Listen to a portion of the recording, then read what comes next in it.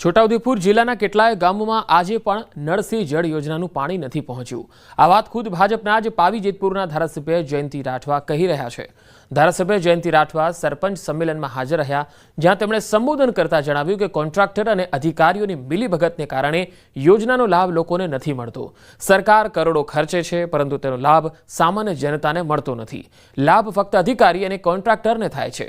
સરકાર દ્વારા અધિકારી અને કોન્ટ્રાક્ટર પર તકેદારી રાખી હોત તો કદાચ આજે લોકોને તરસે મરવાનો વારો ન આવ્યો હોત। જો કે આ બાબતે ખરાઈ કરતા સામે આવ્યું કે ખરેખર ગામના લોકો પાણી માટે વલખા મારે છે અને હજુ પણ લોકોના ઘરોમાં પાણી નથી પહોંચ્યા।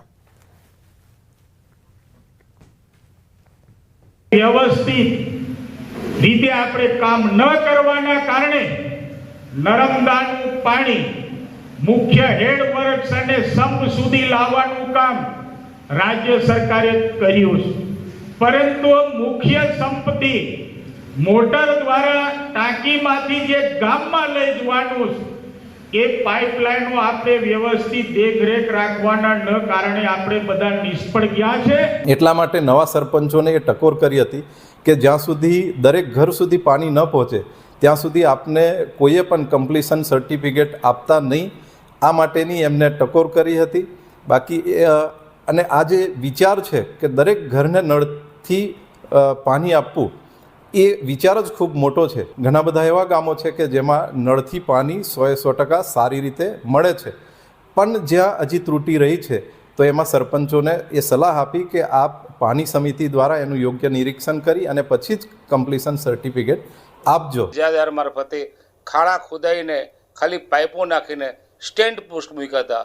અમે વખતો વખત સરકારને કહેતા આવ્યા છે કે આ યોજના ફેલ ગયેલી છે, તેમ છતાં આ બેરી અને મૂંગી સરકારે અમારી વાતને ધ્યાનમાં લીધી નહીં। હવે જ્યારે સરકારના ધારાસભ્ય શ્રી જયંતિભાઈ રાઠવા આ વાતને પોતે સ્વીકારી છે કે અમારા જિલ્લામાં આ યોજના ફેલ ગયેલી છે, ત્યારે આ બાબતની તપાસ સરકારે તળિયાથી નળિયા સુધી કરવાની જરૂર છે। અમે ઘરે ઘરે નળ છે પણ ટીપા પાણી નહીં। ઉનાળામાં બહુ તકલીફ પડે, કોકના ખેતરમાં જવું પડે, કાં નંધે જવું પડે, પણ નંધે પણ પાણી નથી મળતું। તકલીફ છે એટલે અમે જાણીએ છીએ, અમારું મન જાણે છે કારે પાણી નથી।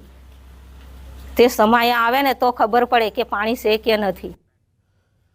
સુરતના ઉધના સચિન રોડ પર ફરી એકવાર કેમિકલયુક્ત પાણી ભરાતા શહેરમાં તંત્રએ તાત્કાલિક પગલાં ભર્યા છે। અત્યાર સુધી કુલ 22 મિલોના ખોટા ડ્રેનેજ કનેક્શન ઝડપાઈ ચૂક્યા છે, જેમાં નવા 18 મિલોના કનેક્શન તત્કાળ સીલ કરવામાં આવ્યા।